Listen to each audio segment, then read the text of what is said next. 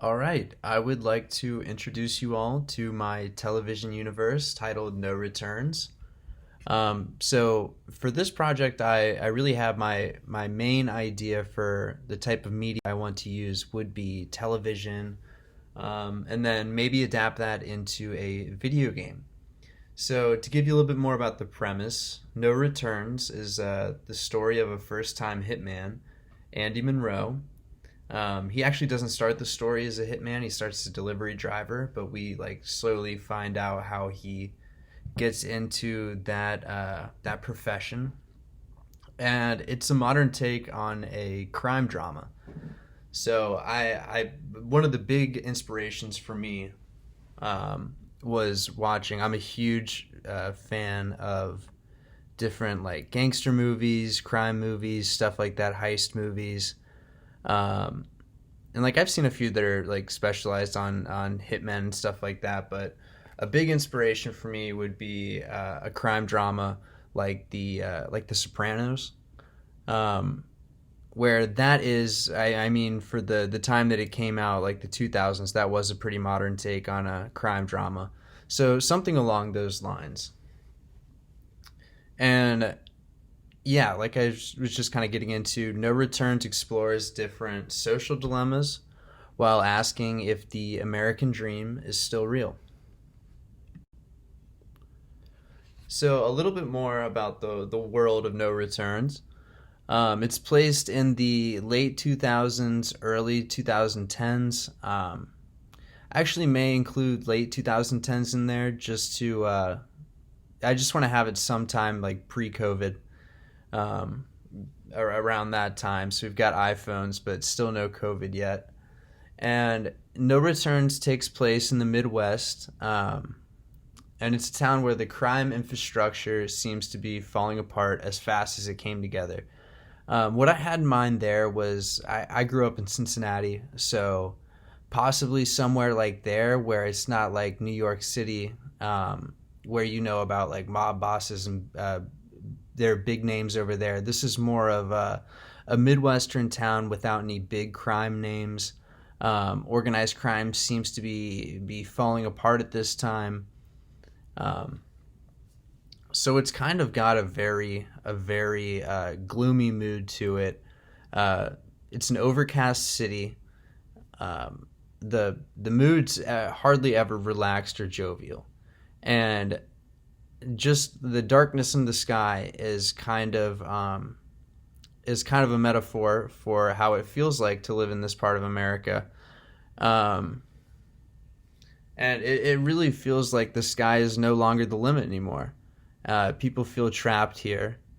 Um, so that's why our main character feels so readily inclined to join into a life of crime. Okay, so a little bit more about our main character. His name is Andy Monroe, and he's a quiet delivery driver working to pay off his mom's medical bills. So kind of a quiet, shy, reserved guy. And his ability to hold his tongue is noticed by a local mob boss when he fails to comment about what he saw while stocking the walk-in fridge at the boss's bar. So he gets slightly noticed. That's not when he gets his job though. Uh, uh, working for the mob. So he goes to visit his father in jail. So a little bit of backstory: he comes from a torn family, so he's got a father in jail. His mother is sick. Um, doesn't have a very stable home life. So on the outside, he seems really quiet. But then, as we get to learn more about him and like how the effects of his new lifestyle are taking their toll on him, we find out that he's not as calm and collected as he seems to be on the outside. Inside, he's torn up about his mother. He's torn up about what he has to do, um, for work for the mob. There's a lot of things that go on inside of this character that he's not able to verbally express to a lot of other people. But as the being the audience, we get to see a little bit of that side of him. All right, so then to continue the characters, we've got James Galamonti, who would be the boss. He's a warm and inviting character on the outside, but on the inside, really sinister guy.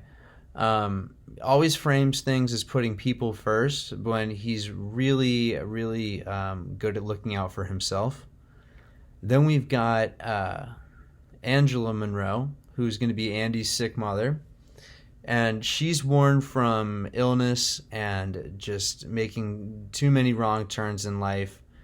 But she does love her son very much. Doesn't know about any of his criminal doings. Thinks that he's just a delivery boy. But she's always on the cusp of finding out. So she is a character that's going to build or be used to create a lot of tension in this story. So we've got Kurt Monroe. That's going to be Andy's dad. He's a small character, but I mentioned him earlier, so I wanted to throw him in here. And Kurt, you can tell, like, loves Andy and stuff, but this guy is not a very smart guy. He's been incarcerated most of his life, so he hasn't really been there to be a dad for Andy. And when he does try to be a dad, it ends up being things like, here's the connection of a mob member that I know that you could get a job with. So he doesn't always have the best fatherly advice. He means well, but definitely not someone you want to be going to for fatherly advice. And then the connection that he gives him is going to be a guy named Rowdy, or that's his nickname.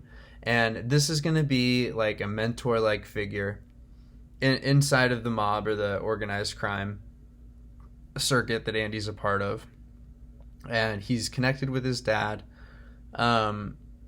He's a lifelong criminal, but he's not the boss. He's still an underling, even though he's been doing this his whole life. And the reason why he's not the boss is because he doesn't have that boss instinct inside of him. He's a much more benevolent, kind character who ends up really filling the role of Andy's father. And even though he participates in this life of crime with him, he gives a little bit better advice than Andy's dad, even though he's not his actual dad. So yeah,